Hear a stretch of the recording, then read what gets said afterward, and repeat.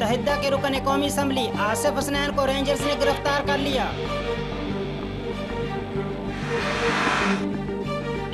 मुझे कत्ल किया गया तो जिम्मेदार अल्ताफ हुसैन होंगे, आमिर लियाकत हुसैन।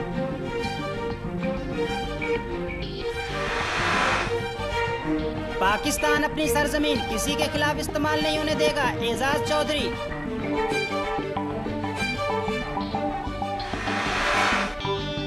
बच्चों का अगवा केस, मीडिया सनसनी ना फैलाए, अदालत आदाद और शुमार नहीं मुस्बत नतायज चाहती है, सुप्रीम कोर्ट।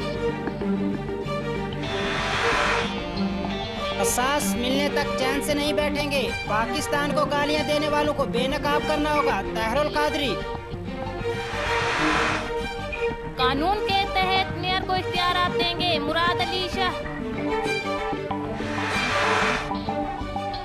जिला गरबी में चेयरमैन नशिस्त पर मुत्तहिदा की जीत शिकस्त में बदल गई।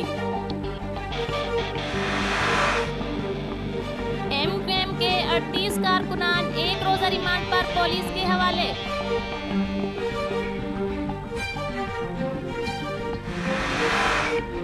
कल्लात स्याहकारी का इल्जाम, शोहर ने अपनी 2 बीवी को ज़िबा कर दिया।